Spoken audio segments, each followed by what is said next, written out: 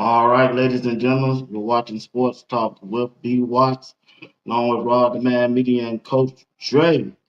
But before I move on, I want to say this broadcast is brought to you by BWatts. I want to thank them for joining and partnering with Sports Talk with BWatts. Appreciate them for everything they have done so far to make this transition worthwhile. Also, this broadcast is brought to you by Ameris Bank, right there in the city of Jackson, Georgia. If you need a checking account, saving account, get them a call, or just any kind of loan, get them a call at 770-775-8300. Ask to speak to Melissa Cole and tell her you heard it right here from Bernard Watts. Appreciate you for doing that. All right. All right. And let's see. Like I say, we got an exciting show for you tonight. Getting ready to talk about the post-game show between Colorado and Arizona.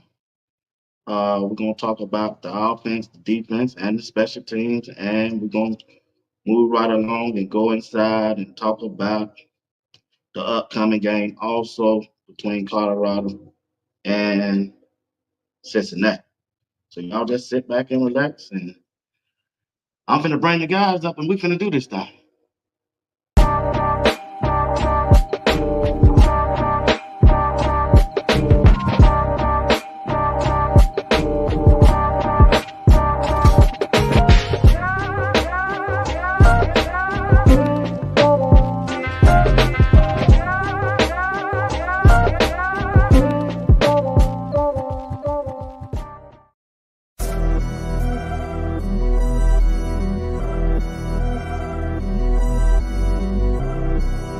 You're watching Sports Talk with BWatts Entertainment. I'm your host, Bernard Watt.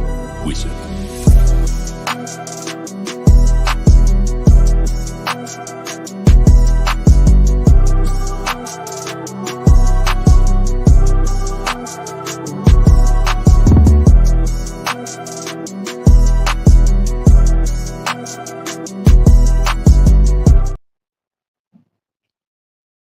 All right, ladies and gentlemen, you're watching Sports Talk with BWatts along with RobDaManMedia and Coach Drake. I want to thank them for being a part of the broadcast tonight. Want to go and get right into it. See what y'all think about the game that this past Saturday against Arizona. We'll start off with you, Coach Drake. I mean, we came out and played buff football. We looked like we was locked in. Uh, we took the game possession by possession. What you saw was on defense, we came out with some kind of aggression. BJ Green let you know that they don't open the floodgates, and now everybody getting in, and we having sack parties at the back at the quarterback, and on offense we was what we thought we were, what we can be. Uh, a good balance, complimentary football. You had to be pleased with what you saw last night when you tuned in and saw the Bucks play yesterday afternoon. So uh, again, I think we got our mojo back. I think we got things rolling. So again, but it goes back to what I told y'all earlier. What I told you earlier in the week. It comes down to, do you win during the week? Do you win Monday through Friday? If you win Monday through Friday, it shows up on Saturday. Hey, the exact thing what I told you. You play complimentary football, we take care of business. We came out and play complimentary football. When you run it as many times as we did, you can be able to play action, and get the other targets involved. It's just a beautiful thing, a beautiful sight to see. So we did what we supposed to do. Go into Arizona, go beat a team that gave us every opportunity to get everything right for us offense, defense, and special teams. And you've seen it on the field. When it's defense, you get his defensive lead and you allow them to come after the quarterback. You see what can happen. You've seen some players come back from injuries and come in and make contributions for our sacks, plays on defense. You also seen us be able to get some offensive linemen in on offense for Cash. Shout out to Cash Cleveland for getting his opportunity. It just goes to show you, when you work hard, you put the work in, you grind, and you go in there and bring your lunch pad every day, that you got an opportunity to play at the University of Colorado. Okay. When we look at the offensive side of the ball, and we look at the play of the quarterback, Shedeur Sanders, what y'all take on his performance? I mean, Shedeur, except for a couple of interceptions, he played immaculate football. He showed you why he's hands down the best quarterback in the country. And that's no disrespect to Cam Ward, because I believe Cam Ward is a heck of a ball player. But Shedeur Sanders went out there and he gave what they and he took what they was giving you. He saw that there was a mismatch there with Webster, and he fed him. And you can't ask for nothing else.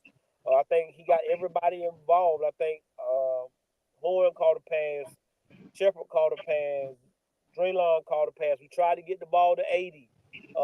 He was spreading that ball around, and you see when we can run the ball, it sets that play action up real nice. And but Shedeur is what we think he is every week. So he went out and played big time football. Shedeur, I mean, you take away the two interceptions. Shedeur, he played he was Shedeur. He was two. He led us. He put us in the right situations. Took advantage of what he's seen with his eyes used on the field. But it ain't just Shedeur. It's him coming to the sideline and talking to the receivers, talking to the offensive coordinator, talking to the receivers coach. What do they see? How the DBs are playing them. What are they seeing in the zones where they can get opportunities to take advantage of mismatches. So you're seeing a maturation of all pieces come together collectively on offensive side. And so when you look at those type of things, it helps his offense run more beautiful. And hey, running backs, hey, tell Shedeur when you want to run the ball. Tell them, hey, give me a couple more carries. Let me show you what I can do. But what Shedeur Sanders did is what he always does, and it's starting to just becoming normal. It should be a normal, as I should say. Okay. Let's look at the offensive line. Let's look at the offensive line. What y'all take on the offensive line in the run blocking and pass blocking, Coach Ray? We going it say on the grade. We going by grades. They get a B plus from me. They came out and played football. We played nine. Well, we played all the offensive linemen, but in crucial times, we played 8 guys yesterday. We played the 5 we started. Saw Benson and Mears get in there, and then you saw Cash Cleveland in valuable time. I think we played every offensive lineman that we brung, but we played those guys in crunch time. And what I saw was domination up front, especially run blocking. I saw people on their backs. Shedeur only got sacked once. That's always a great thing. But they get a B plus from me. I like Seaton is as advertised. Seaton is as advertised. And that what that tells you is that Phil Lohos is a hell of a football coach. You saw if you watched the Well Off Media, you saw he challenging his guys. He's challenging his guys, and he's not afraid to pull you if you're not getting the job done. And so for me, the offensive line gets a B plus. Overall, I'm going with a B. Take away a couple penalties and take away the bad snaps from the center. Hank, I gotta give him a B. Overall, I feel like we could have did a better job with opening up some more holes for the running backs to get them some extra push. And this is a game where we, could help us, move momentum. But overall, I'm gonna get this offensive line a B because I know they got more potential than what they gave even this weekend. So I think you're gonna, as this line keeps going, like he said, Phil Longhorns is not afraid to pull you, right? If you don't want to block, you don't want to open holes up. We got somebody that's right here that's ready to go. So, shout out to Phil Longhorns for just continuing to coach, develop these players, especially in this portal area, right? That's the biggest key because if you don't play these kids, they leaving. So, for him to continue to develop and coach, it's amazing. It's an amazing thing to see. While we're on the offensive line, what's going on between Big Hank and the snap, Coach Ray? What's going on with them?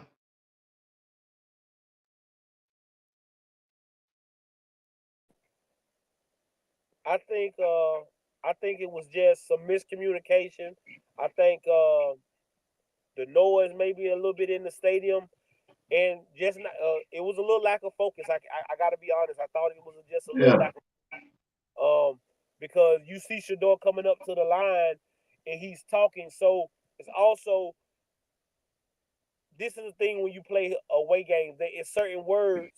It's certain words that get you to snap the ball or certain things. So I don't know if he got confused with that, but I can go for that maybe once. But when you do it a consistent number of times, that's just a lack of some kind of focus that you had. I still believe in Hank Selinsky. So, but Cash Cleveland came in again. I'm not surprised. The rest of the world might be surprised. I'm not surprised. If you turned on turned on Jordan Seaton's highlight film from high school, the center jumps off the screen in Seaton's highlight film. He's from IMG, and they're just a machine down there. So I'm not surprised that this kid is ready and chomping at the bit to get his opportunity. And the biggest thing is he lets God lead him. That's his biggest attribute. Right. Uh, when you're a true freshman, guys, and you're the one leading the prayer for your football team, that's a lot of confidence from a head coach, and a lot of guys in that room respect you. But Right. you have to and then like you say, you want nobody to be comfortable. BWatts. You want nobody to be comfortable. You want Okay. everybody to stay on edge because that's when you get the best out of them. So now Hank knows that.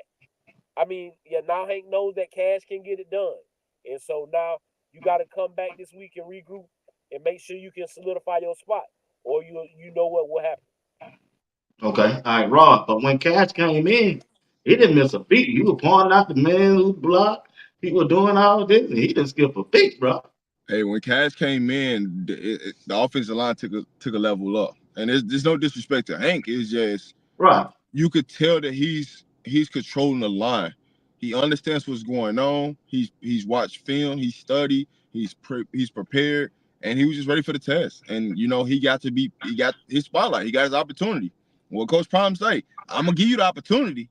It's what you do with the opportunity. And Cash, he took advantage of his opportunity. He's showing you, hey, if Hank don't want to get it done, guess what, Coach? I'm here. I'm ready to go.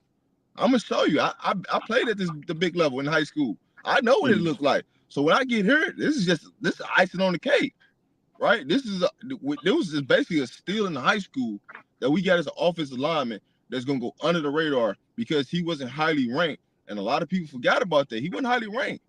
So being able to get this high school recruit that wasn't highly ranked, and for him to come out and play as a true freshman in the game and meaningful minutes. It wasn't like, it wasn't meaningful. He was playing a meaningful snap minutes. So, hey, it's a great sight to see. But that goes to a testament to not only, Coach Prime believing in him, but it goes to the recruiting staff, right? For taking the opportunity when they seen Jordan Seaton, that you see this kid jumping up this film and you can't miss him because you see him dominating kids down the field, and pancaking kids. He almost had a pancake on Saturday. So, he for real. It's Right. just an opportunity. And it's coming. Okay. Good point, fella. Good point. Coach Ray, you got a what's on that Coach Crown? What's you got on? I done Yeah. had that on for weeks, man. I done had that on for weeks, man. Oh, yeah. I like Yeah. that. What that dog? What Coach Brown gave you? What's he give me now? Uh, Okay, what's going on? All right. Appreciate uh, y'all on that. Let's look at the running back room, man. What y'all take on the running back room? I like the running back room, but I think they just didn't take advantage of the situation that they had in the second half when they could have worked on it more when the game was out of reach. But still, they made an effort in running the ball. Go ahead, Coach Dre. uh, I give them a B. I like what I saw from everybody, including in not so much time for Hank. I mean, for Charlie to get in there and bust a long run. That was great. But right now, you push me and you push me hard. Isaiah is my guy. Uh, right now, I think Micah is still nursing that injury, so they trying to work him back in. And Hayden also trying to work him back in, but I think he a nice back getting out the backfield. But I think Isaiah can do it all. What I saw yesterday was that we can run the football, guys. So we can stop with this narrative that Colorado can't run the football, that they can't open holes. Uh, Pat Sherman told you this week, I want to run the ball, but I also told y'all you have to show those guys that in practice. You're not just gonna show up and say, "Hey, we finna do this play," cause the fans say we want to run the ball. Well, if we ain't ran the ball all week in practice, then don't look for us to run the ball today in the game. Because I don't believe in that play that's on my sheet. Because when I ran it in practice, it didn't work. And that's what sometimes I think we get frustrated with them. But that's what it is, guys. I promise you. I just got out of coaches meeting. We put together a script. We're going to run it all week long. Monday, Tuesday, and Wednesday. When we get to Thursday, we're going to meet again. And what we don't like, we're going to take it off. And that's what happens. So sometimes it's not the offensive coordinator, it's what the guys have showed him all week. But I'm pleased with what I saw from the running backs in the running back room. I'm happy for Coach Flea and his guys. I give those guys a B. Overall, I'm gonna give them a B. Overall, I still feel like we don't use our running backs enough. I mean, in creative ways, right? Whether that's getting them, the ball to the outside, like especially like with Isaiah, right? Getting his speed to the outside, into open space. I think that could be a real mismatch for CU. When you look at it overall, when we're still not fully healthy in the running back room as we should. So you didn't see a lot of Micah this game because he just wasn't healthy. So as we moving forward, right, continue to stack wins and just be patient in the run game. Sometimes we get too impatient because we want to just hit the hole and go, and we just wait to let our blocks get set up. We'll have opportunities to crack one of those big runs. So overall, I'm gonna give this running back room a B. Yeah, man. Coach Ray, you hit on the earlier about Jordan C. They had kept running that ball behind Jordan C. They probably got 200 yards, one running back. Cause he was tearing them up over there, boy. He was, man. But okay, we Hey, go with the B running back. Watts. B Go Watts, ahead. you could say if they would have kept running the ball behind Khalil Benson when he came into the game, Yeah, I didn't want to that's bring when him up because things I know how the chat is. I'm that's kidding. when things start to take off. When they start running the Yeah, ball to the right, and they start running behind Khalil Benson. That's when them holes start opening up. If they would have kept running behind Khalil Benson, yeah. you would have He seen some was on opportunity. up. It's straight dog, man. I'm surprised Tyler Brown struggling for the last two games, but I'm sure he's gonna get his act together. But still, he graded higher than any of the linemen from I think it's PLF. Yeah, When I saw PFF. today, he graded higher than any But of them. but see I the don't know how worst. that worked. I But guess see how just because I saw him miss 3 or 4 blocks, that probably don't affect his whole game. I mean, he's human still, still I'll going up say against this. competition on the other side.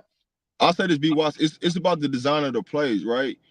Certain plays set up for certain situations for you to have hell of a blocks, to bring up increase your grade. So, the scheme does matter in the sense of what they're trying to do.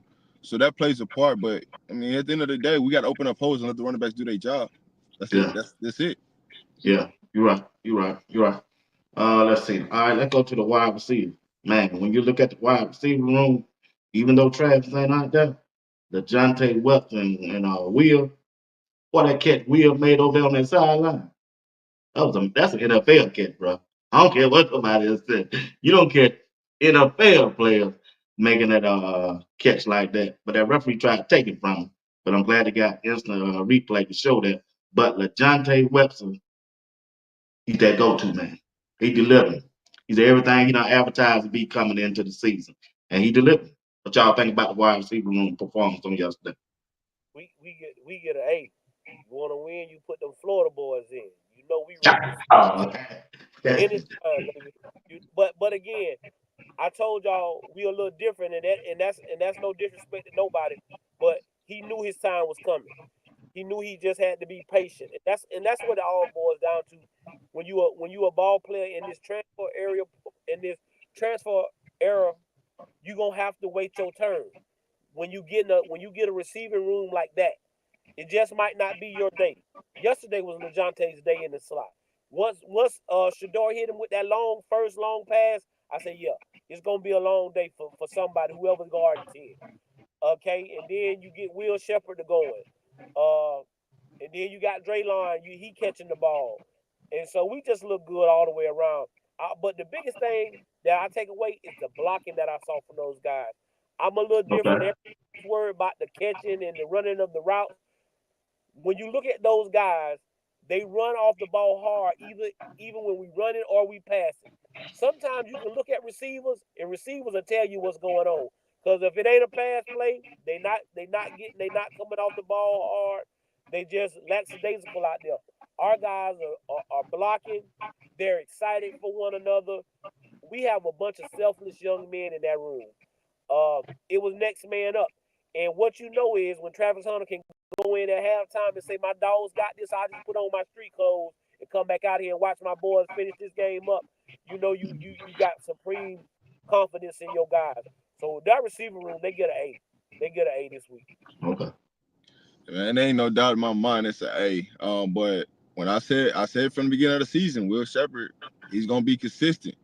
He just needed, a quarterback. That's the biggest thing he's missing at Vandy. He put on a show at Vandy without a quarterback. And so for Right. him to have a quarterback and for him to be the leadership, you already knew coming to this game it was gonna be Will Shepherd and it was gonna be LeJounte, right? Even with Jimmy Horn and Travis coming back, just them two alone, having them out there allowed them to do what they need to do.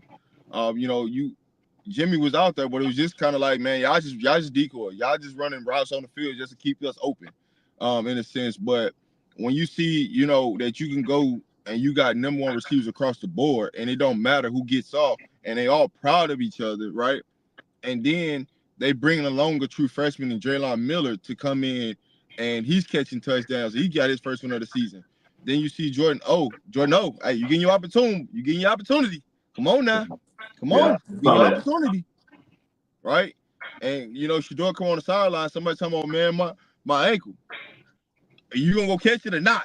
Like, that's what I need to know. Because if not, we gonna throw this thing at somebody else. So, but no, when you overall with this, when you see this wide receiver room, you got a collective of guys that's just pure selfless, right? They don't care who gets it. Let's just get the job done.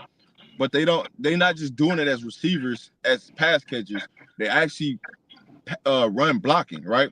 Getting involved, ready to pancake somebody, ready to take somebody out of bounds. It's as many times you watch Colorado, you can count on Will Shepherd running somebody out of bounds. You can see him blocking somebody down the field and ready to compete. You can see LeJounte, ready to get his nose dirty. So those are the things that inspire you from this wide receiver group to, like, hey, we understand that we are gonna get so many passes, but we gotta do our job in the running game to be complete receivers to help us in the NFL.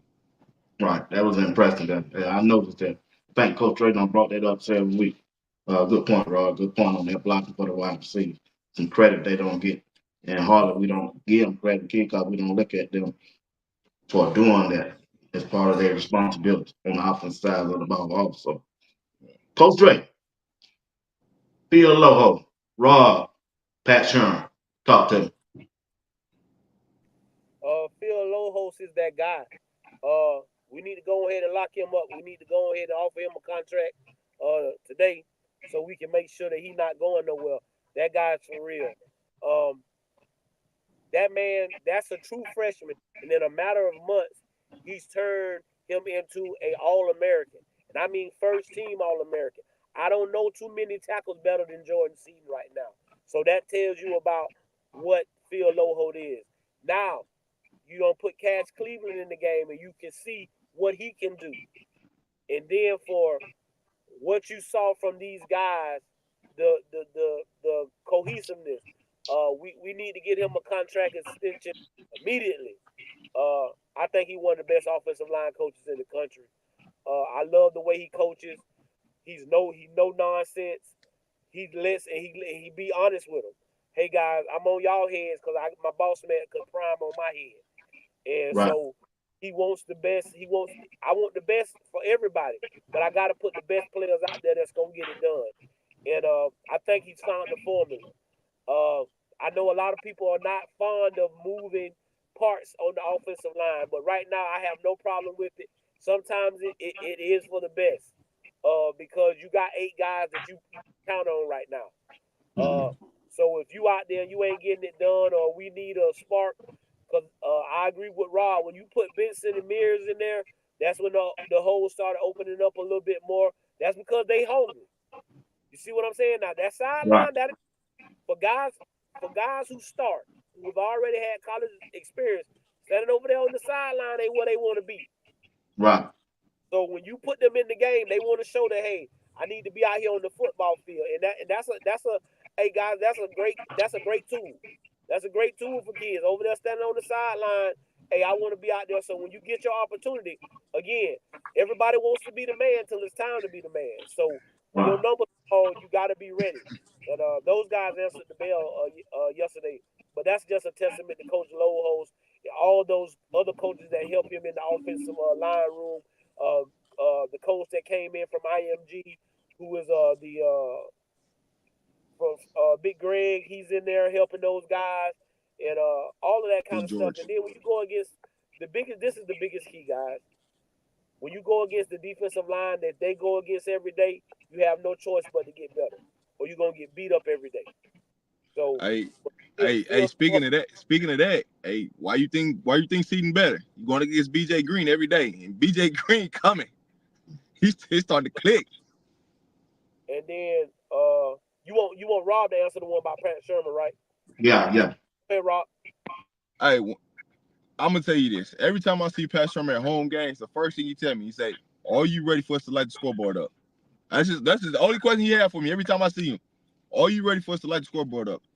Because Pat Sherman know if we do what we supposed to do, we gonna light the scoreboard up. All we gotta do is protect two and run block, right? We do those two things, it's gonna be a great fashion of things to see. And what you're starting to see is he's starting to get more comfortable each week and finding new wrinkles to help this team get wins. You're starting to see wrinkles of different things, different plays. He's got his baseline plays, but you start to see us add new wrinkles for certain packages, for certain players, depending on the situation of the game. Pat Sherman's just coming out to show you that, hey, guys, who y'all think I am in the NFL versus who I am in college is completely different. When you see Pat Sherman going to talk to the wide receiver coach, and seeing, the wide receiver coach being able to talk to him and for him to be open with his other coaches, right? Being to see what he does with Phil Longhouse and talking to him like, hey, what do you feel more comfortable with, right? Your guys are doing this. What do you think we should, we could do to help them out? That's the connection thing. Because most offensive coordinators, they're gonna stick with their script. They don't give a damn what position coach got to say. This is what Right. it is. This is what I'm calling. This is how it's going. But what you see Pat Sherman doing is, even though he's the offensive coordinator, he still got a mindset of acting like a head coach and depending on his position coaches to help him out for what the personnel that's on the field to best put us in the best situations to win games. So give your hats out to Pat. He deserved credit where credit is due because it's a lot of people that drug him through the mud before the season started. That said, I don't know why Prime made him the offensive coordinator, this, that, and third, but you starting to see why he made it, right? You starting to see the relationship with him and Shador that's paying off, and him being able to communicate, and it's open communication on both ends, right? It's not a dictatorship, right? You're gonna do this. It's, hey Shador, what do you see so I can mirror that, and you don't see them off too much. They're not on the same page. So those are the things that you take away from Pat Shermer.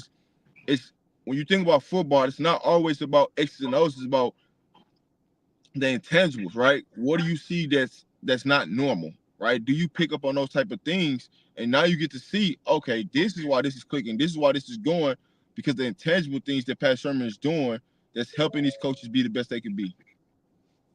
That's a good point. You said that about Pat Sherman and Shador on the sideline.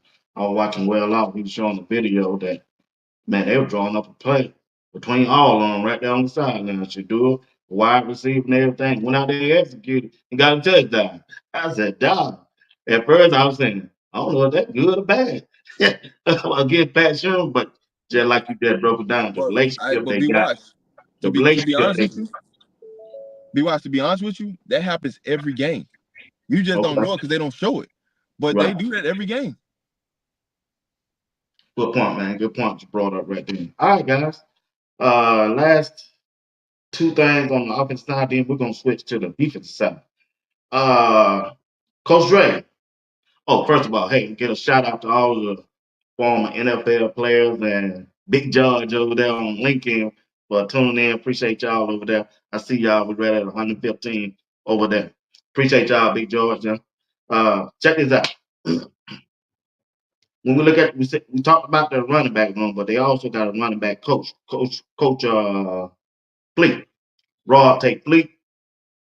But first of all, I want Coach Dre to go with the wide receiver coach Phillips. Coach Phillips is maybe the best guy for that room. He's judging off of what you really got to judge off, and I think that's why you see the great blocking that you see from them. You see them running routes hard because he is a guy that's no nonsense, and he's done it at a high level. He's caught balls from a Heisman Trophy winning quarterback, so he knows what he's looking for, and to have a Travis Hunter in your room and to have the guys that come from being the men. You got 3 guys in your room that came from their school and they were the man at their school, which is LaJohntay Western and Will Shepherd. And to get all those guys to put their egos to the side and say, hey fellas, this is one goal. It's only one football. Everybody's not gonna get it like that. But when you do get your opportunities, you got to make the most of them, guys. I'm going to try to get y'all 2 to 3 touches a game if I can. And you're going to have to do what you can with it. But the relationship you have, watch the well-off videos and watch the hugs and the love that these guys show each other when they're in that room. They love Coach Phil. I think he's a great coach. But he's a guy who wanted to come to Colorado because he wanted people to get off of his friends' back. Prime, whatever I got to do to come here to help you so people will know what kind of man you are, what kind of football coach you are. I'm here for you, my brother. Let me come in here and help you. And that's the biggest reason why Colorado, a lot of things are paying off for Colorado because it starts in that coaching room. You got to practice what you preach. You can't preach one thing and then do something else. And so when you're talking family and you're talking unity and you're talking togetherness, those coaches have to keep that same kind of intangible together, and that's the biggest thing you see. And so you got to tip your hat to Phil Lohos because he's controlling a lot of egos. You got the young freshmen coming in and they want to play, and then you got the kids that were already there, the Jimmy Horns, Asan Wasim, Caleb Mathis, and stuff like that. And you don't hear one guy griping. Every time they get a chance, they trying to make it happen. So you got to tip your hats to him. Good. Hey, when you look at Coach Flea, he's got a hard job. To try to keep all these running backs, happy. And the problem is that each one of these running backs has been hurt. So trying to find a formula to who can we lean on? Who's that go-to back, right? From the beginning of the season, Coach Flea, I just want 2 running backs, right? 1A, 1B that I can just go with. But the hardest thing about this running back room is who can you go with? Because each week one of them is getting hurt and one of them's coming back. So what Coach Flea has done and what you continue to see with the running game when they actually play complimentary football is the running backs got great quality of things. We just got to get them in the right situations. And what Coach Flea is just keep telling them to do is, man, just keep chopping wood. As long as you come in here with your lunch pail and you keep working on your game each and every day, as it gets colder, guess what's going to happen? We're going to have to lean on you. So right now, just keep chopping wood. As we figure out this offensive line, it's going to get better. The holes are going to open, and we're going to be able to do what we do best. And at the end of this game, we was above 150 yards. What more can you ask for from the running backs, right? You see Charlie he finally got him a big run.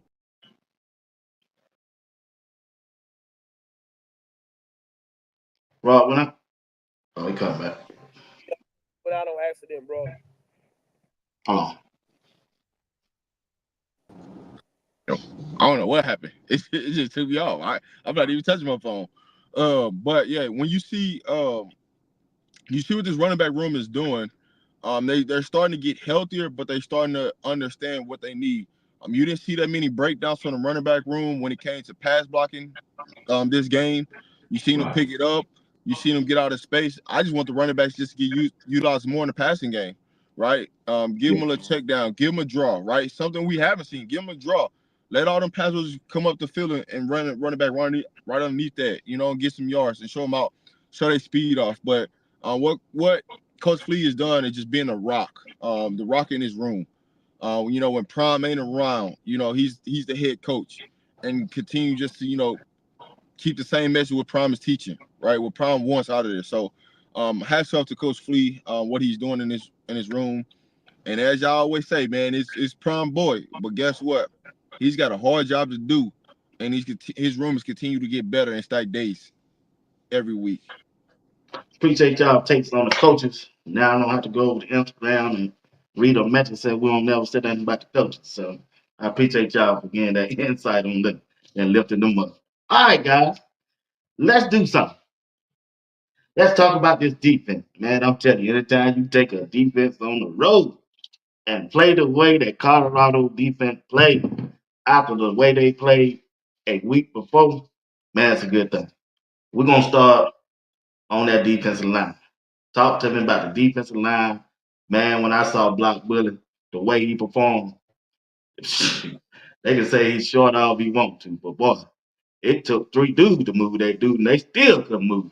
So when you look at the defensive line performance on Saturday, give me a grade and let me know how y'all think they perform. That's the line. That's the line. They're another group. They get an A. They get an A. When you go somewhere, you get 6 sacks. You forcing fumbles. Uh, you can't ask for anything other than what they gave you. Uh, Again, it's turned into a competition, and that's what I wanted it to turn into between these defensive ends. Sam and BJ right now are saying, "Hey, I'm gonna have more sacks than you." You get what I'm saying? And then the biggest thing is now for all you, I want all you people in the back to go back and watch me and Rob at the beginning when I told y'all that kid Wade who came from Kentucky was the real deal. Nobody wanted to hear that. Oh, nobody wanted to hear that. I told y'all that kid was for real. He came from the SEC. He played big boy football. He started at Kentucky. You saw what Kentucky did to Georgia. He started on that defense for stupid and was hurt. He just was trying to get himself healthy. Again, this goes to Coach Prime. Prime is not putting kids out there if they're not healthy. He gonna wait till you're healthy so you can go out there and do what Wade did yesterday, and that is show up and show out. Uh, Block Bully is the leader of this defensive line. There's no ifs, ands, and buts about it. Uh, I don't think I saw Buell yesterday. I saw Barnes later on in the game. But McNeil and Coates, those guys, like I say, up front, we played great. You got to give those guys an A. And right now, BJ is setting the tone. Him and Sam, they're setting the tone up front. That we coming. Don't let us know it's a passing down. If you get in 3rd and 12, we know you. We putting our ears back and we coming to hunt. And that's a test to Coach Dancy. That guy coming from an HBCU where people say you can't coach. That guy's a heck of a football coach, and you're seeing it on display.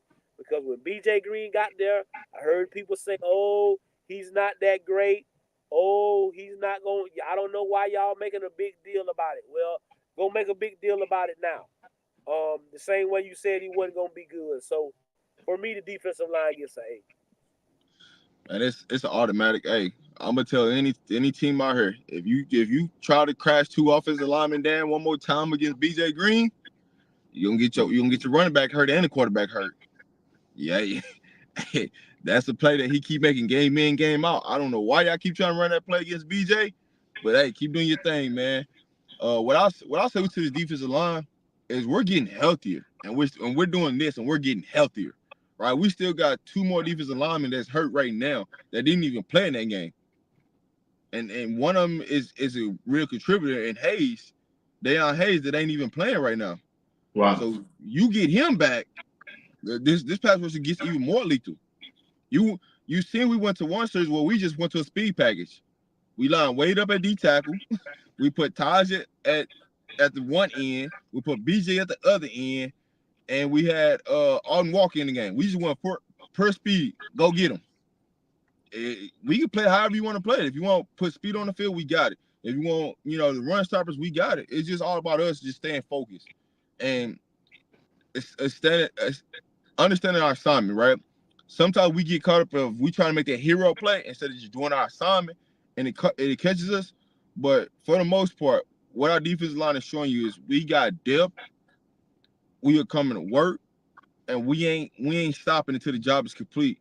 And you got to give hats off to the coaching staff. One, Coach Lewis, Coach Dancy, Coach Sapp, and the recruiting staff, because the recruiting staff going to evaluate tape, understanding who we need to go get. The coach is going to go close it, and now having the product on the field.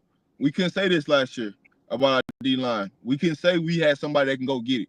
We got multiple guys that can go get the quarterback now, and that's a good feeling to have when you get our 14 points. Good point, fellas. Good point. George had something. Big George said, BJ was a shout out. He said he liked the structure of the show. It ain't just me. He talking to y'all too. Just want to let y'all know. Shout out to Big George, man. Yeah, keep doing your thing, man. Keep giving them motivational speeches in the morning, man.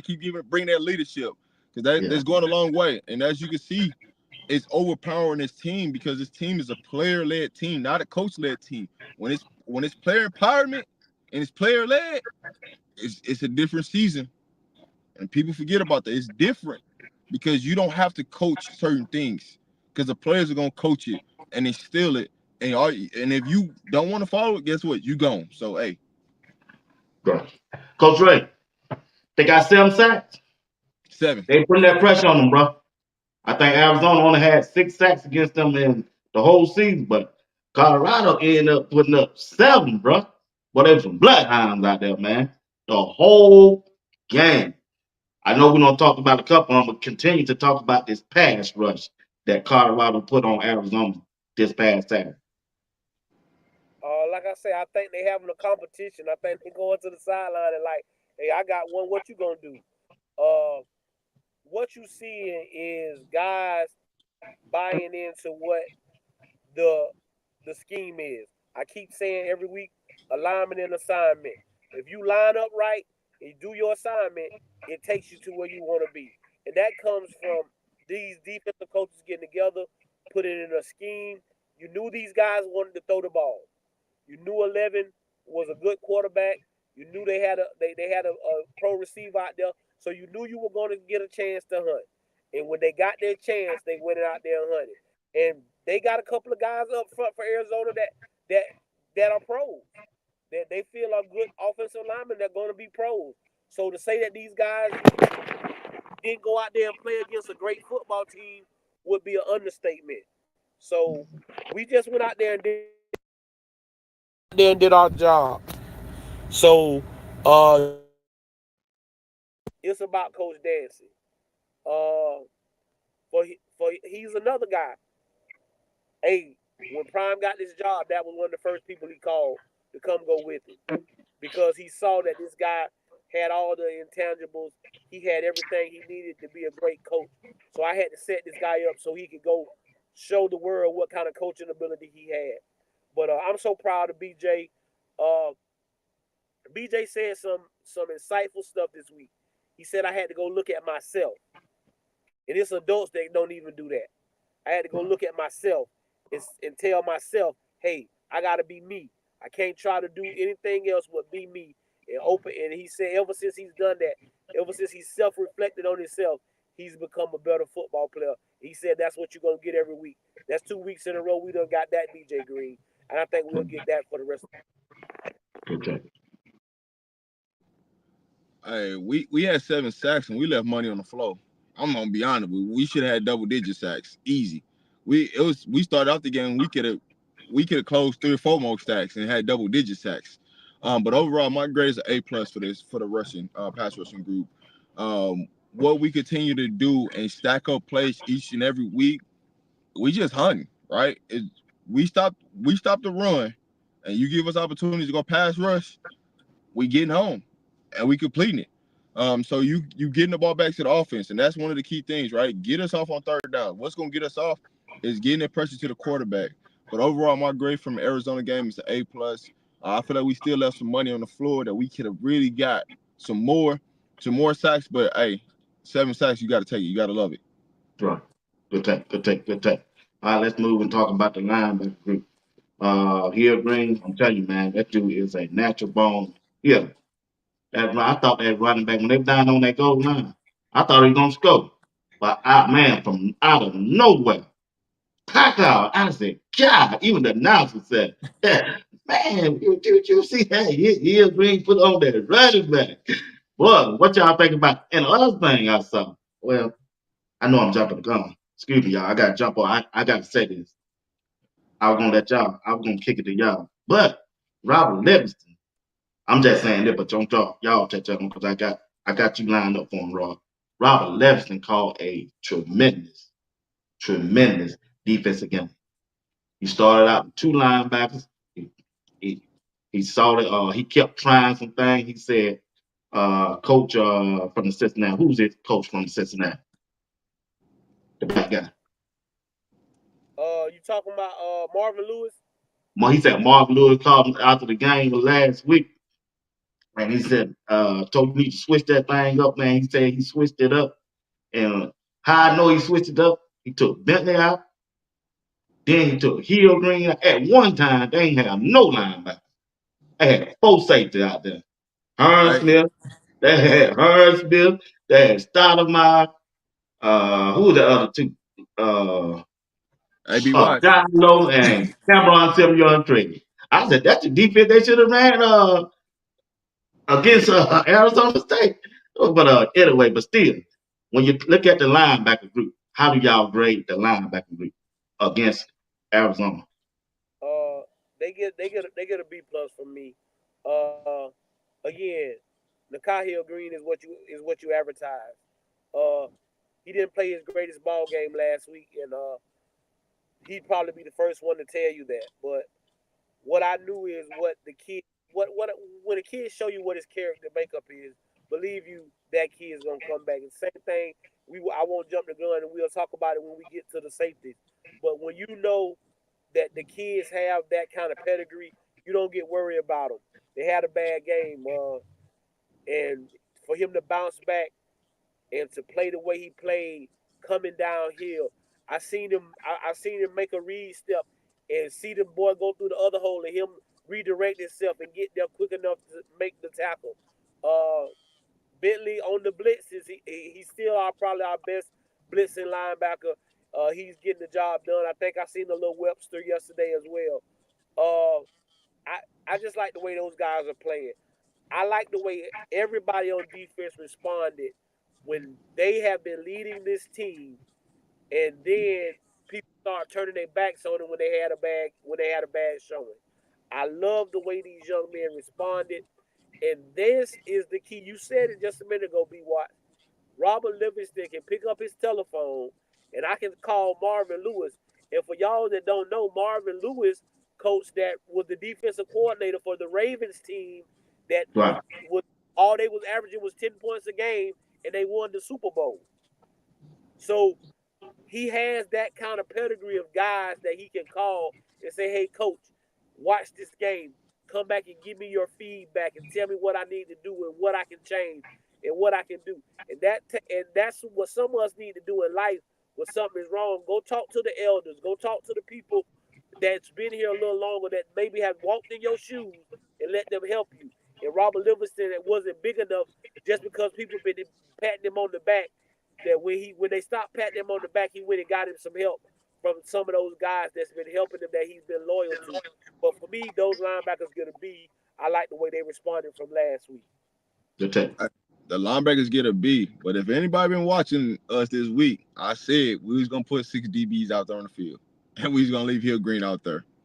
And it's just certain things that you could pick up on that you could see. But what I would say to the linebacking crew, they went and self-reflected about what happened last week, and they came out to prove a point this week.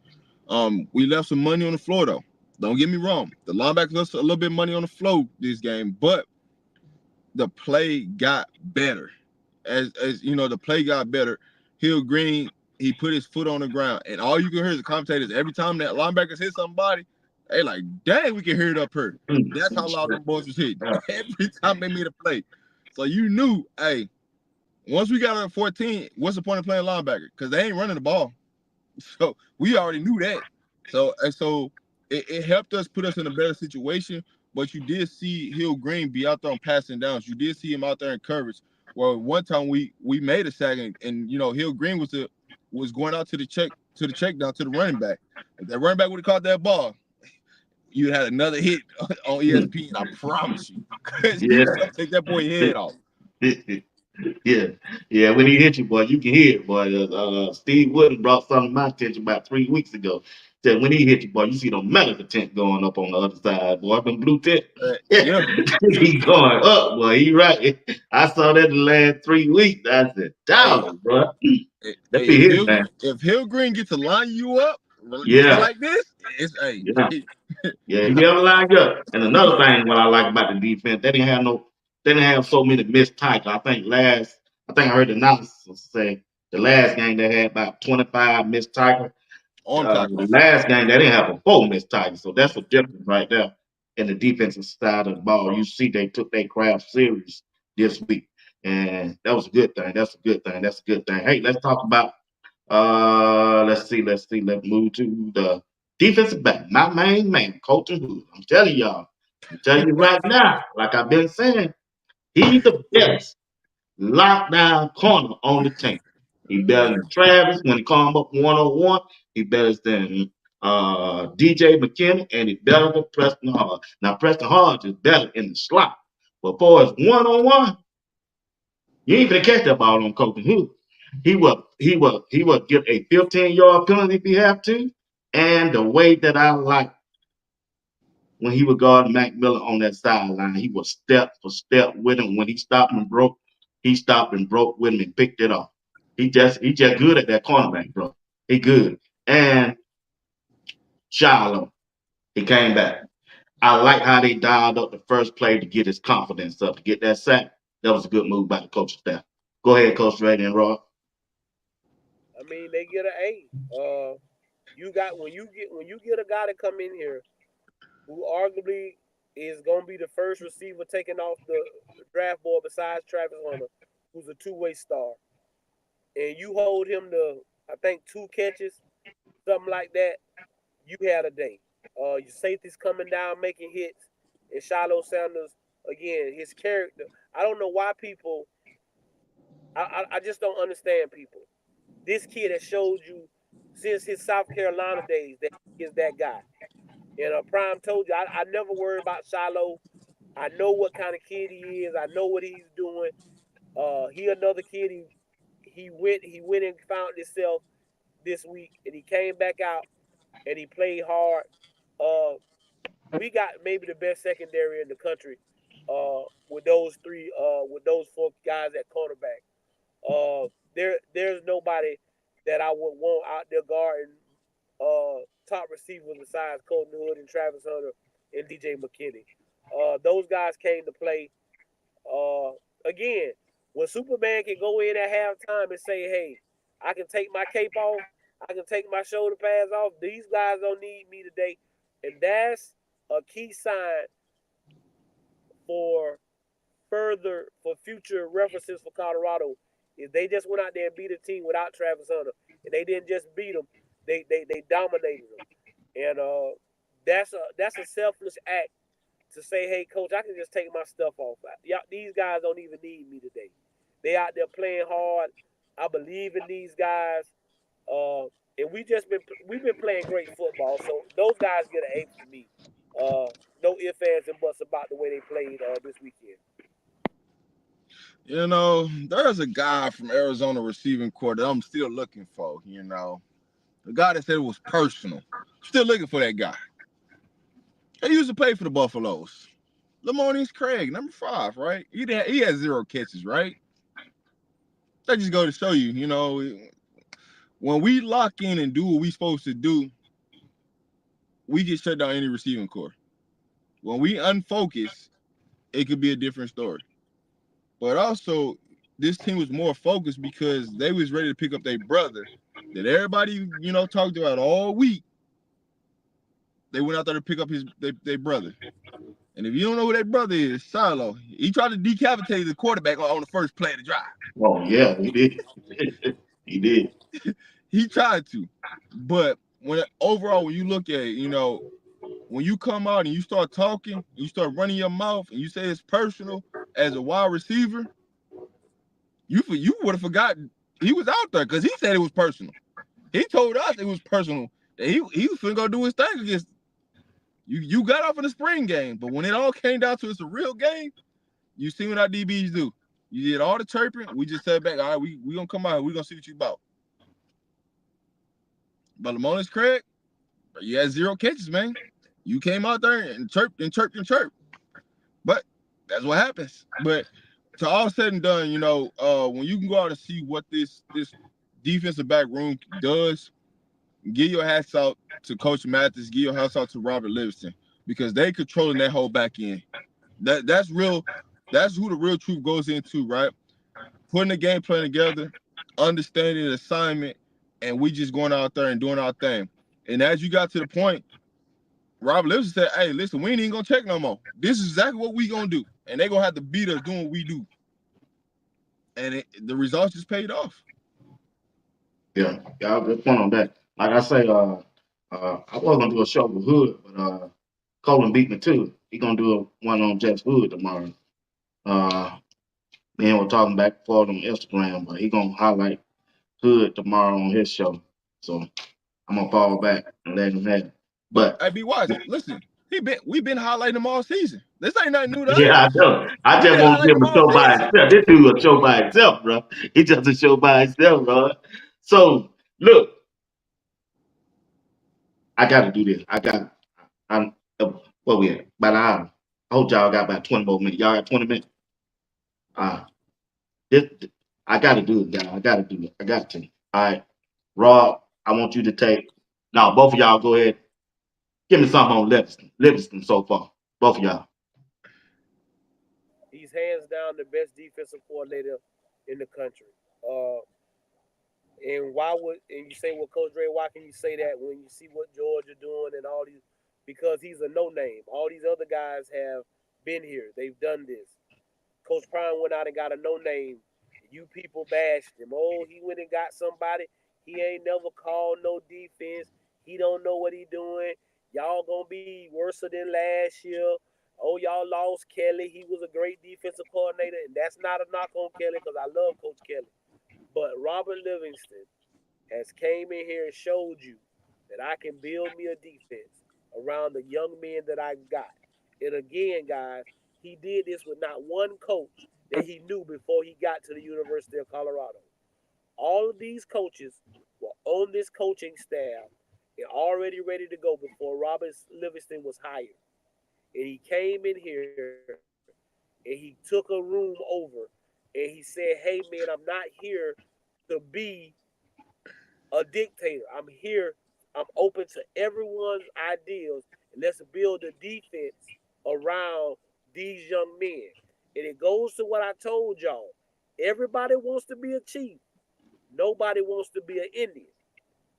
But to be a good chief, you had to be a great Indian. Robert Livingston was a great chief. That's why, I mean, he was a great Indian.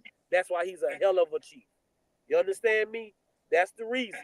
Because you go back and you look at his work, how he worked his way up through Cincinnati and he stayed there and he built this character. He was a great Indian. And now he's a hell of a good chief. And so you have to tip your hats to him. You can say it's bias or because I like Colorado, I think Robert Livingston is the best defensive coordinator in the country right now. If he ain't the best, he better be in your top three. No ifs, ands, and buts about that. Hey, listen, Robert Livingston he just fits the bill, right? He's just a nobody, just trying to tell somebody about the story that he's been through. And all he's doing is just uplifting these kids and giving them guidance to show them how to get to the NFL. And if you reap these opportunities, if you take these opportunities that you're getting, how much your life can change. into something beautiful, into something that you didn't even fathom that could happen, just based upon you listening to what I'm finna teach you, what I'm finna tell you. Coach Kelly, he had a system. It took years to build his system. It took years to be in his system. Coach Rob is more about, listen, we don't got all day to build this system up. What we got is right now. And what do we need to do to play with the personnel? And shout out to the recruiting team for putting the personnel to make it easier for him, right? Because we went out, got pass rushers, we went and got man-to-man corners, and we got 2 safeties, actually more than 2, but we got 4 safeties. They can come out here, they can play in the open field. So all you got to do is tweak and figure out who needs to play on what situations and what downs. And that's the part that Robert Livingston has done. But the best piece about this all is the communication that you see between him and his position coaches. It's the same thing I said with Pat Shermer and his position coaches. They trust into their position coaches. They believe in their position coaches, and they're doing everything they can to make sure that this all comes together and we all on the same team. All right. Appreciate y'all take on that. So Drake, take D-Lou. Rob, take Sap. Talk to them. The job they're doing so far.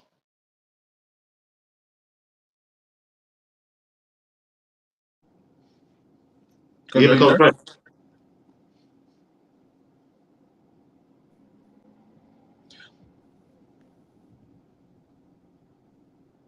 You there, Dre? What? Okay. All right, so I'll go ahead and go with Sap. All right. If you're a recruit and you don't want to come play for these D-line coaches, I don't know what you're waiting on. Right. I don't know. What else are you waiting on? Because we got everything that you want here. We got the motivator that's gonna hold you accountable. We got the technician himself, Warren Sapp, Right. and we got Coach Dancy, who gonna give you the ins and outs of it. We got everything. But one thing that you love about Sapp is he not here. He here to help you understand like how much better you can be if you just put in the work.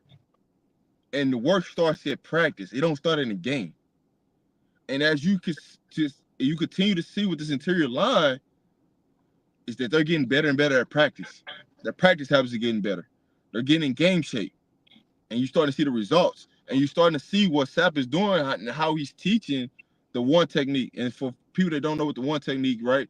Between the guard and the tackle. Between the guard and the center, sorry. The one technique, right? He's starting to show you what those techniques look like, what you should do, right? And the person that's benefiting the most out of this is Shadozi, the block bully. The little things that he's doing to eat up 2 or 3 blocks. To turn people sideways to help free up our linebackers. I'll say that the biggest difference from last year to this year is it wasn't that, they wasn't getting taught. The players wasn't reciprocating what they was being taught. And one thing about Sapp, whatever he teach you is being reciprocated on the field because you can see it. Whatever Coach Lewis is doing, whatever he's teaching, you can see the product on the field. And if you think I'm lying, all you gotta do is, if our linebackers are able to run freely, that means the D-line is doing their job. Right. Because the offensive line can't get up to our linebackers to take them out the play. And our linebackers are running so much free than what they was in the past. That's a testament of teaching and development. And it ain't just 1 or 2 people. You see it from the second stream and the third stream. The second and third stream more hungry than the first stream is. Yeah, I just said that. Yeah, you're right. They more hungry. Like they game yesterday, the second and third stream was the ones that was like, hey, it's time for us to go make a play. Coach, you ain't finna take me up the field. You gave me this opportunity. And they're rushing through the opportunities, but we're still getting healthy. And so you still gonna see another wave of defensive line come in when we get healthy. Because we got players out, that went out for surgery that could possibly come back this year if we need them. We got players that, had some non-surgery injuries that just have to take time to heal that's gonna come back. So we're gonna get better. But when you look at Coach Sapp and what he's doing, is he's teaching these kids how to be a technician. Right. And understand what it is to be a technician and understand how important their job and their assignment is and how they can control this entire game that allow us to play freely. And when we can play freely and the linebackers can play freely, it's a whole nother ball game because now we teaching ourselves of we get the opportunity to rush the quarterback, and that's gonna put us in a better situation. And that's all you're trying to do is take the interior line and make this into a pass situation. That means we done our job, and that's it. Go ahead, Coach Jay. Coach Ray, talk to me about D-Luke, the importance of D-Luke. Uh, what you know is that he's not there for just the show, because that guy sat back for months being there working, not being a defensive line coach, being respectful to the man that was in the spot before him, waiting on them for them to announce him, never looking for any spotlight, never upset because he couldn't be on the well-off videos, talking when they let the coaches talk. You knew that this guy was here for one reason and one reason only. He was about business. He was about making these young men better. And that's the first thing I took away from him. Then when you got to see him on the field and his no-nonsense approach, work just want to get done. He don't care. It don't care about who does it. And the way he coaches those kids. And again, he came down here. He played on one of the greatest teams to ever play college football at the University of Miami. So again, when you can show these young kids these days, they want to be shown stuff. Just talking to him, it don't get through sometimes. But now he can turn on the tape and show his guys, Coates, and he can show Big Barnes, and he can show McNeil and all those guys what he's done. But what he has done is also shown these kids the character of a real man. That it's not about being out front. Just because you're the loudest man in the room don't mean you have the most power. Just because I sit in the back and I'm mild-mannered, I don't say nothing, don't mean I'm not the guy that carries the big stick. And so now when I'm out front and these coaches, all three of them, you hear them say, we're a collective group. We're a group. We're a family. We do this together. If one gets some credit, we all gonna get some credit. And that's hard to do in this business. In this coaching business, it's hard to do because everybody wants to praise, but nobody wants to take the blame. And one thing about these men, they don't care about the fame, but they take the blame when it's their guys. And you see it in those videos that, hey, we not getting after it. Hey, you're not doing your job today. What's your problem? But D. Lewis has been a great breath of fresh air coming in that room. Most guys would be intimidated when you got a gold jacket in your room, but he's All not. right. Comes Okay. All in. right. Hey, stop. Let me Oh, let my me bad. say this, let me say this one last Go ahead. piece. Go ahead. My bad. I thought you were through. Go ahead. Okay. The biggest difference in this whole situation from last year's D line to this year's D line is that all the coaches in the groups are together. The interior and the defensive ends are together. They were separate last year. So you've been taught two different things last year. Well, this year, everybody is being taught the same exact thing because they're in the same exact room. So everybody gets to see everything.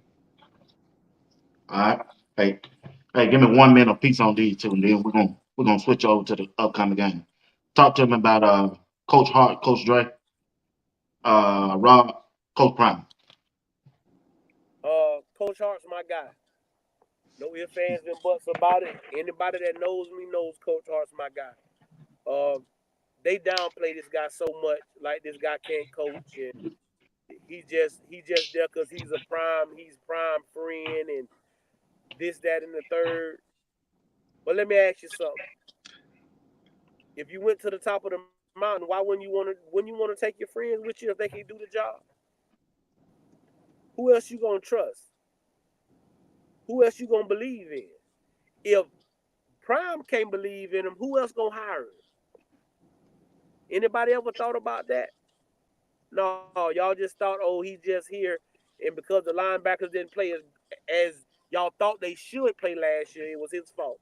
Well, so the same way y'all thought that last year, I want him to get all the praise for how the linebackers are playing this year. And now what y'all do is y'all say, the guy from Michigan, he's came in, and that's the reason the linebackers playing so. Man, that's crazy. And that's no knock He to him do. because I think he's a hell of a football coach. I think he's a hell of a football coach. But I don't want anyone to take the credit away from Hart and Halo, and he hasn't tried to take the credit away from Hart. When you hear him talk, he said, I came in here to help Coach Hart. I didn't come in here to try to take over the room or try to assert my that I've been a defensive coordinator and I've been this and I've been that. Coach Hart is that guy. He has 3 state championships in high school football. He's coach. You know the guy that plays for the Denver Lions, the Detroit Lions, Houston. Oh, he coached him. When Aubrey Miller was an All-American and went to the Senior Bowl, oh, he coached him. Y'all seen the growth in JB? That's been JB's only linebacker coach. And you saw the transformation that he did with Ben. You see what he's doing with Hill Green. So I don't want to hear this notion that he's just there because he's Prime's friend. Coach Hart said this straight up and down.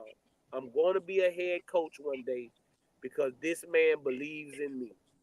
And if your brothers, what I'm telling you is there's no way in the hell I'm going to the top of the mountain and I ain't taking Rob and BWatts with me, Uncle Steve. If I go to the top of the mountain, I'm taking them with me because they've shown me what they can do. I don't care about what nobody else can do. I know what they can do. And that's all it is. Coach Hart is a hell of a football player, but he's one hell of a man because he's never came at nobody. He's never said anything wrong or came at some of these naysayers. But I'll talk for him. He ain't got to never say nothing. Hey, first off, Hey, I'm with you, Coach Drake. I'm with you by heart now. I shout out to Coach Hart. You know, we talk, but now when you look at Coach Prime, if you any kid right now, and I'm not even talking about the future kids, I'm talking about the kids that came here on a visit and passed up opportunity, and they ain't playing where they at, and y'all doubted what was finna happen, what was gonna go on. Don't try to circle back now, cause he tried to tell you, he gave you a fair warning. And some of these players didn't come because they didn't believe this coach was coming or that coach was coming, and they there. All I'm saying is, what Prime is building right now is what he already told you he was going to do. He's already done this. This is just 2.0 of just being at Colorado. He done it at Jackson State. Now he's just taking the same formula he used at Jackson State. He bringing it over to Colorado. That's it. And now you're starting to see the right people in place, the culture in place, and you starting to see this thing go to where you thought it wouldn't and couldn't go, right? Because you was counting them out. What Coach Prime is doing is just showing you, if you put the right people in place, if you have the right formula, and you understand people, how much you can elevate people to a different level. Because guess what's gonna happen? Some of these position coaches ain't gonna be here. They're gonna get elevated. Somebody's gonna have to replace them. You're gonna have people knocking on the door, trying to come back through the back door because they told you no from the beginning, and now they want to come back. Trust and believe. There are some players trying to circle back right now. But what I would tell you is, if you're not ready to come here with your lunch pail, don't pick up that phone and call Prime, because it ain't happening.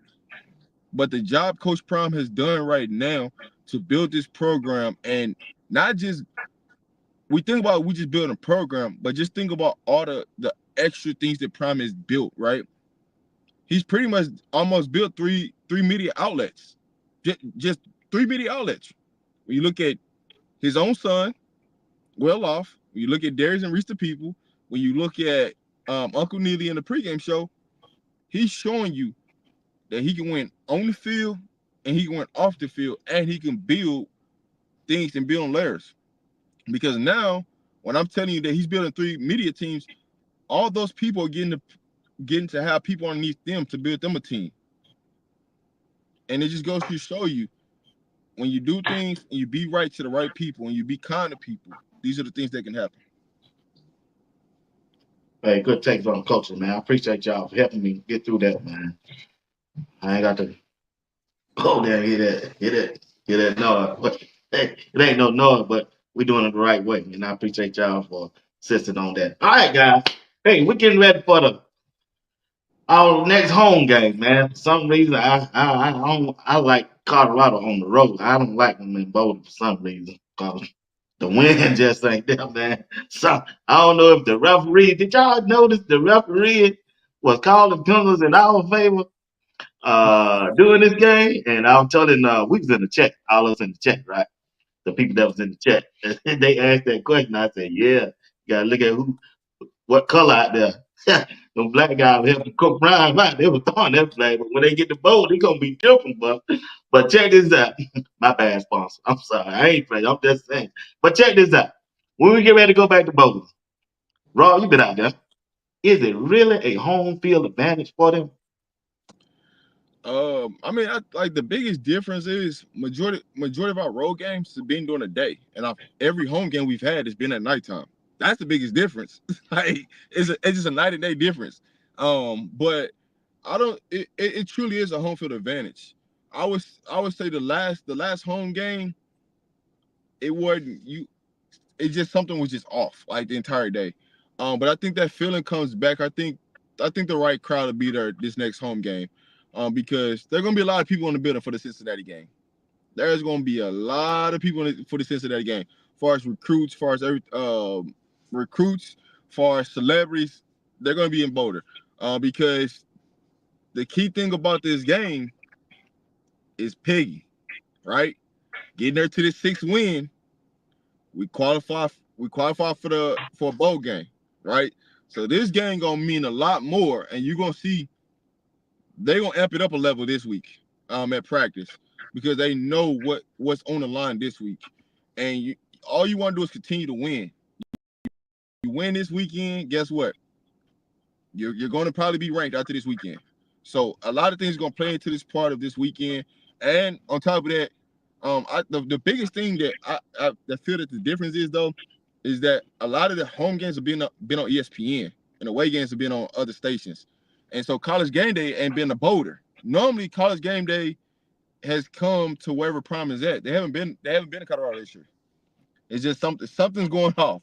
But we got a home field advantage at Boulder. Yeah, you definitely got a home field advantage. That crowd, you can see the love and the support that he has there and what they have. The biggest thing I think when you go away, you don't have as much access, so Right. it's not Distractions, yeah. many people Yeah. there. You're not the one who giving out the passes. You're not the one doing this, that, and the third, right? So when we're home, we control that. And I love what they're doing, so I don't want them to stop. I just think, sometimes I think that a lot of people feel like that's a distraction to a degree. Rob hit it on the head. Um, the biggest thing is we've got over the hump, guys.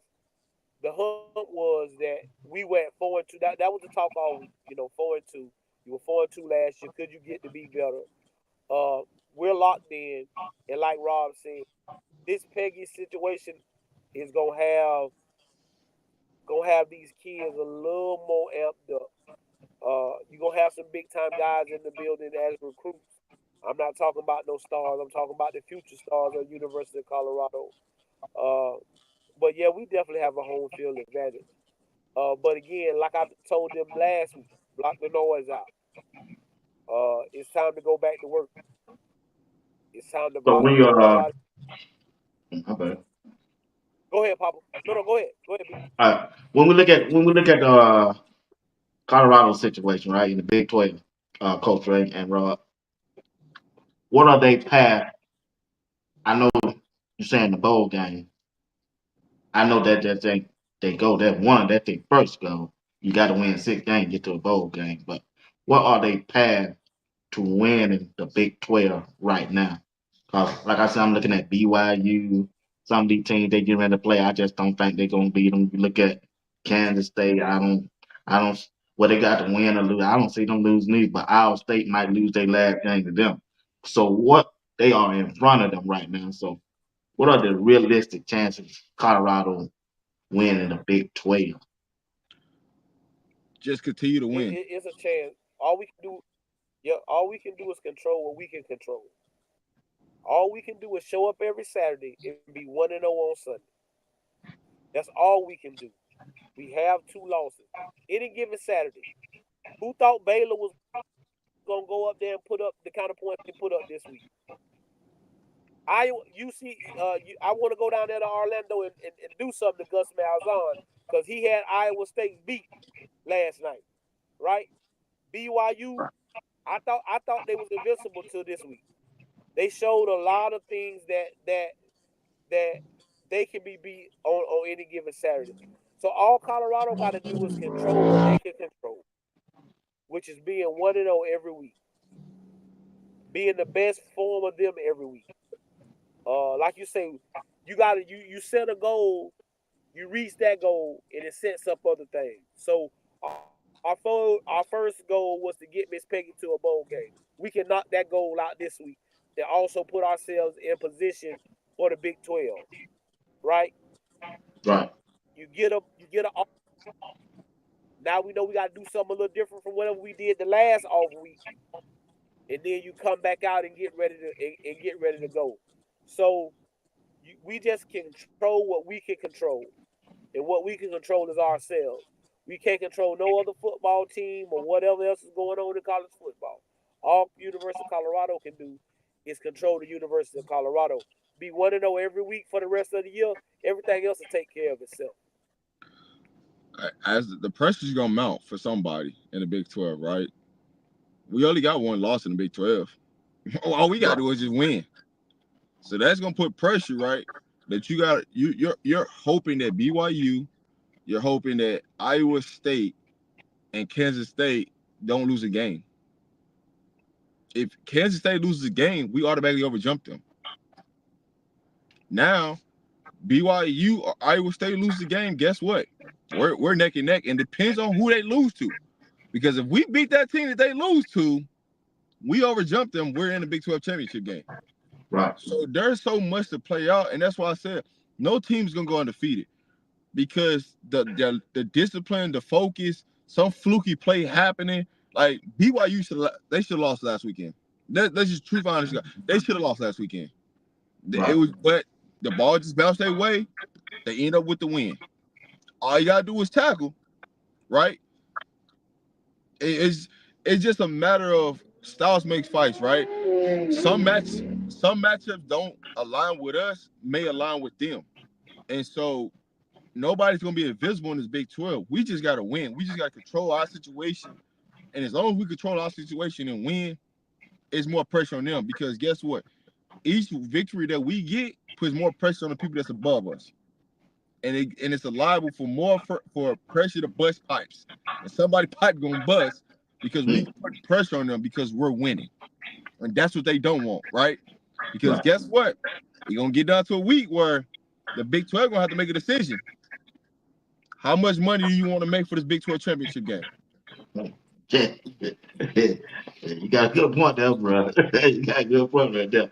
Like I said, hey, we're gonna do about 4 more minutes because I know Colin and what you got having a show at 9:30. You know, they always try to pivot around us, and we need, we're gonna show that respect to them too. So, give me your thoughts on the upcoming game with Colorado and Cincinnati, Coach Dre.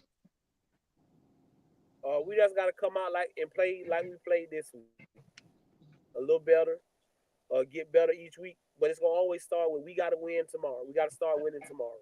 Well, we should have started winning today. I know Coach Prime said we were just gonna run today, just get our cardio in, but we had to start winning today. When you win every day during the week, it's easy on Saturday. I believe in us. We can't take Cincinnati lightly though. They gonna come in here. Everybody's Super Bowl. And now that Colorado is getting a little traction, Cincinnati want to be able to say that they shut it down. So we just got to play our brand of football again, always we got to block out the noise, concentrate on what's ever in their room. We all fans, we all want them, but I want them to concentrate on the people in that room, because those are the people that count. Those are the guys that got to go out there on that field with you. Those are the coaches that's out there coaching you. Concentrate on what's in that room. And we wake up 1-0 on Sunday morning. We always have done our job. So we just got to come out and play Colorado football. That's all we got to do. Come out and play Colorado football. It's simple for me. Hey, let's just go ahead and knock out the first goal of the season. Get Peggy to a bowl. Let's go ahead and knock that one out the park.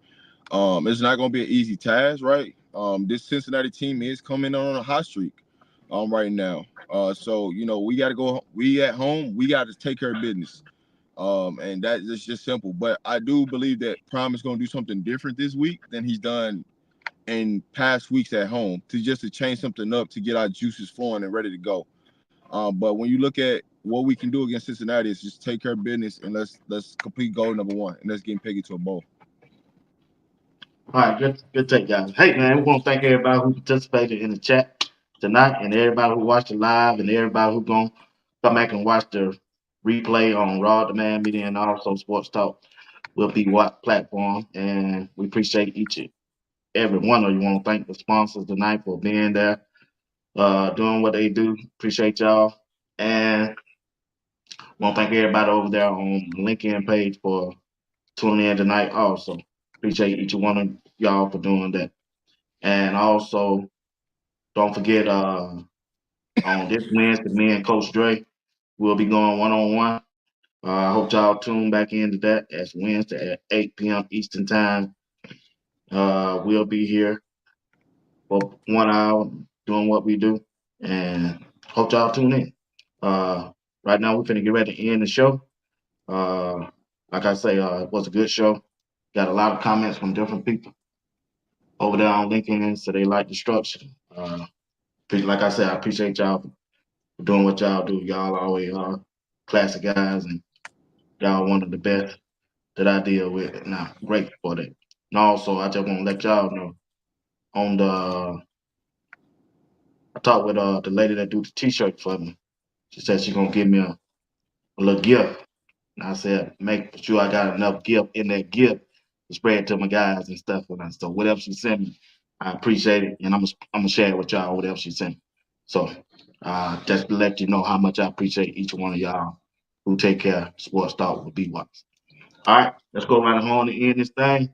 Go ahead, Rod. Coach Ray, you close it out. I mean, I don't know if y'all can see me, but the national championship is back there. So that Big 12 championship, we coming for you.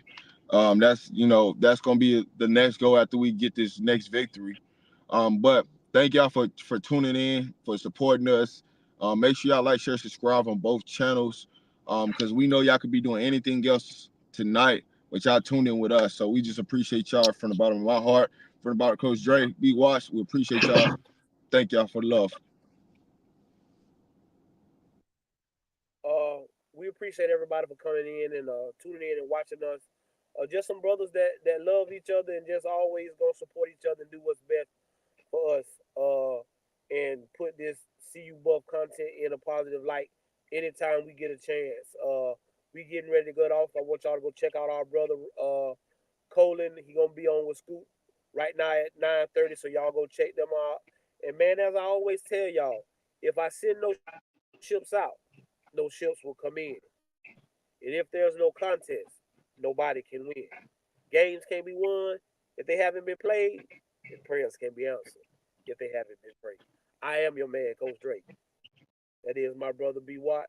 That's my brother Rob the Man. Hey, we'll see y'all next Sunday. Me and BWatts will see y'all Wednesday.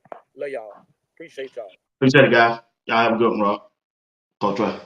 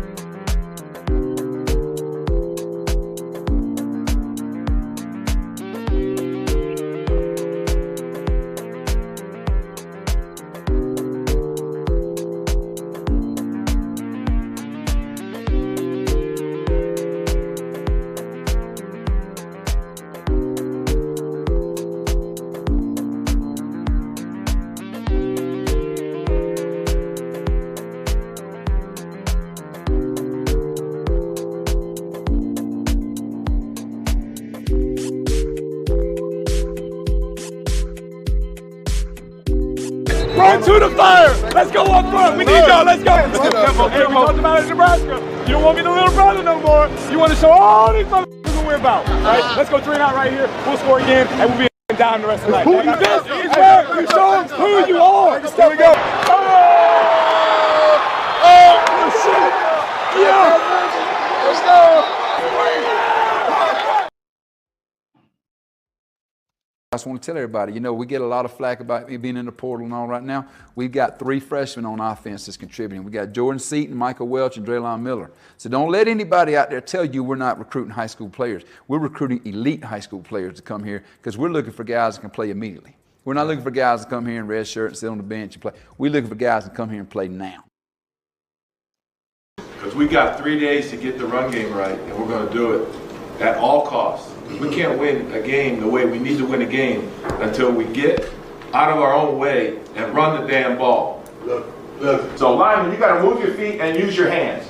I'm tired of seeing hands down by your nuts. Get your hands up and put your hands on guys, right? Move your feet and use your hands. Running backs, be disciplined with your pass. Quit cutting back so fast because the second level just falls back and tackles you. Press it. If we're trying to run outside zone, try to run outside. Even if it looks like it's not going to happen, then you can cut up.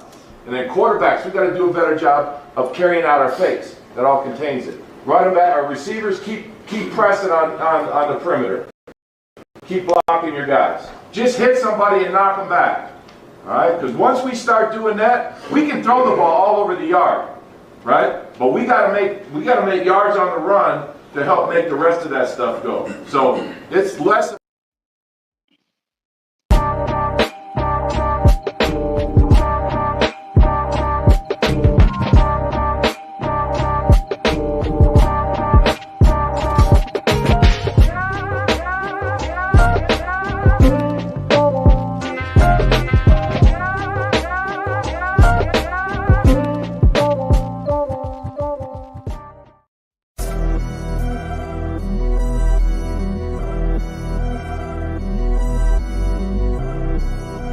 Watch Sports Talk with BWatts Entertainment. I'm your host, Bernard Watt.